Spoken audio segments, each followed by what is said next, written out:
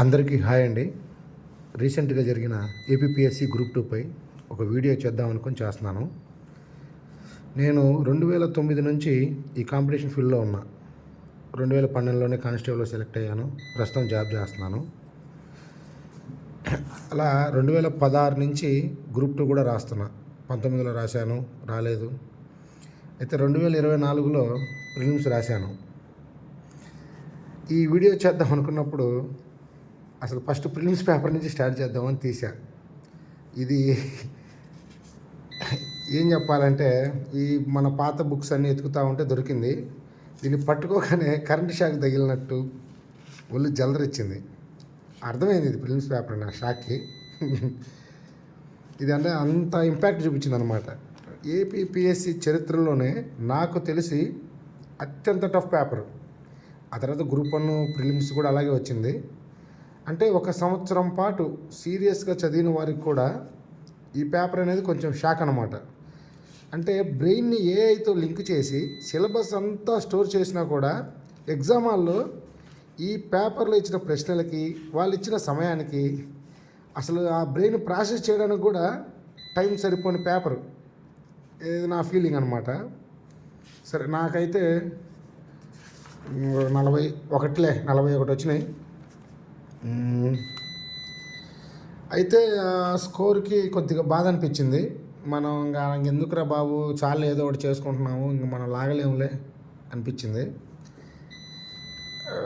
అంటే నాకు తెలిసి నాకే కాదు, ఏదో కొత్తగా అదే ఫస్ట్ టైం ప్రిపేర్ అయ్యి ఫస్ట్ టైం ఈ పేపరు బాగా చదివి మనం లైఫ్లో ఎదగాలి అని కష్టపడి బాగా ప్రిపేర్ అయిన వాళ్ళు కూడా ఏది గ్రూప్ 2 ప్రిలిమ్స్ సిలబస్ ముందు పెట్టుకొని ఈవెన్ సొసైటీ కానీ, మ్యాథ్స్ కానీ, రీజనింగ్ కానీ, హిస్టరీ కానీ ఈ పేపర్ రాశాక వాళ్ళకి నాకు తెలిసి కాంపిటీషన్ ఫీల్డ్ మీద ఇంట్రెస్ట్ పోయింది. అంటే వాళ్ళ మీద వాళ్ళకి నమ్మకం పోయింది అనిపిస్తుంది.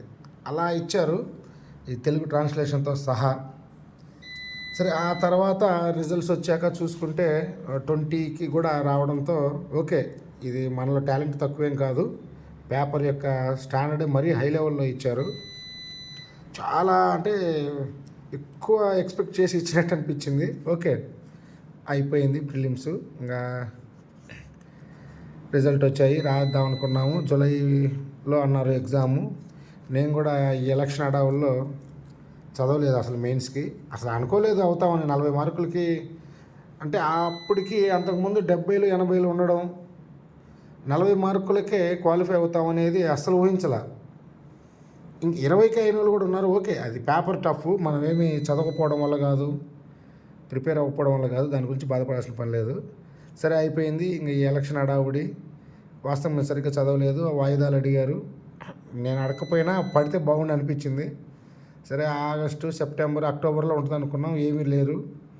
తర్వాత ఇంకా నవంబర్లో డిస్కషన్ జరగడం, జనవరి 5న ఎగ్జామ్ అనడంతో కొద్దిగా సీరియస్గా స్టార్ట్ చేసాం. మళ్ళీ టైం సరిపోదు అది ఇది అని చెప్పి బడ్జెట్ రావడం, సర్వేలు రావడంతో ఫిబ్రవరి 23 అన్నారు. వాస్తవంగా మనకు ఆ రోస్టర్ కేసుల గురించి తెలియదు, ఈ ప్రాబ్లమ్స్ ఏమీ తెలియదు. బాగా కష్టపడి మళ్ళీ సీరియస్గా ఏదైతే లాస్ట్ ఛాన్స్లో ఇంకా చాలు, ఏదైతే అది ఉందని గట్టి కూర్చొని చదివాము, రాసామన్నమాట. నాకైతే ఫస్ట్ పేపర్ 104 కొద్దిగా బాగా చదివాంలే, ఏపీ హిస్టరీను పాలిటీ. రెండో పేపర్ వచ్చేసి 80 వచ్చినాయి. పిల్లలు ముగ్గులు వేసినట్టున్నారు మా పిల్లలు. ఓకే, మొత్తం చూస్తే 184 వస్తున్నాయి. ఓసి నేను చూద్దాం. ఇంకా ఈ కట్ ఆఫ్లపై వీడియోలు చూసి నాకు అంటే ఇంకా ఏం చేస్తాం, ఆశ చూస్తానే ఉన్నాం. కనీసం ఒక 50 కట్ ఆఫ్ వీడియోలు చూసింటారు, 50 పైనే. అందరూ హోప్స్ ఉన్నాయనిపిస్తుంది. వచ్చినా రాకపోయినా మన ప్రయత్నం అయితే మనం చేసాం. వీడియో చూసినందుకు థ్యాంక్ యూ అండి. అసలు నా ప్రిపరేషన్ గురించి, నేను చేసిన స్ట్రాటజీస్ గురించి ఇంకొక వీడియో చేస్తాను, రేపే చేస్తా కుదిరితే. Thank you.